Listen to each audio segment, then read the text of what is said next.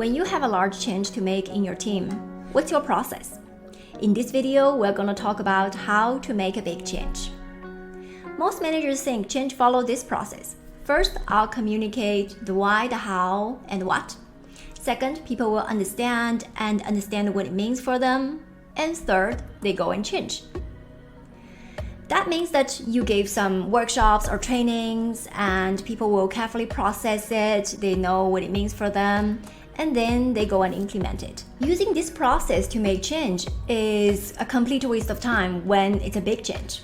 Well, it might work if it's a small change. For example, you want people to print out less materials. But if a big change is in place, do not use this process. Why do I say that? Because it misleads you into making the wrong effort. You're assuming that people are not making changes, they are not taking action because they are lack of information, because they don't understand why and how. It actually is not the case. Let's take an example of if you want to change a sales process, a digital sales process, and you want to implement it through the organization. And you keep explaining what is the digital sales process, why we're implementing it, how much benefit there is. You are assuming that people are not taking action because they don't know how much benefit there is. I can tell you that people actually need to care first. Repeating what they already know is not going to make them care and not going to make them want to take action. The thing is, most people naturally think they're better than the others. So the salesperson who are listening to you presenting the sales process might think, I'm not the worst. There are other sales who are way worse than me. I'll wait and see what they will do first. I'm not going to take action right now. The brutal fact is 70% of the change fails, largely not due to they are lacking information or they don't understand enough, largely due to people are resistant. So what is the effective process of change? It more look like this. First, experience. Second, feeling. And third, change. What it means is you need to create an experience that generates feelings and emotions. It could be outrageous, it could be pride, it could be excitement, joy, whatever that experience that stimulates a feeling. So in a sales process, what it looks like is, for example, you have a very unhappy customer.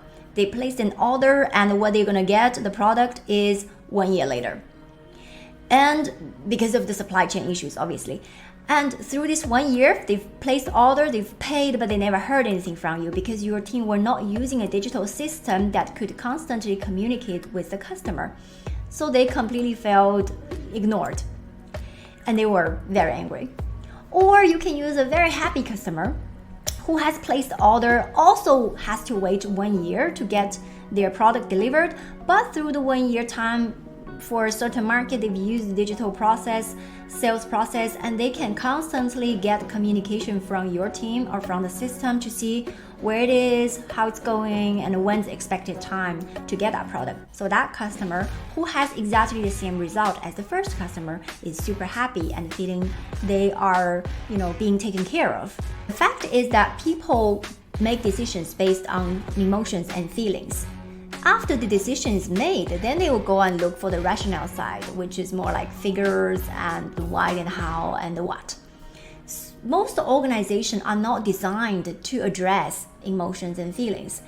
That is why more than 70% of the change fails. With that, I conclude this video. Remember, to make a large change successful, follow this process. First, experience. Second, feel. And third, change. In this channel, I talk about leadership development, how to communicate to inspire and influence. And I coach managers to become great leaders. If you like this channel, please share, like, comment, or subscribe. See you next time.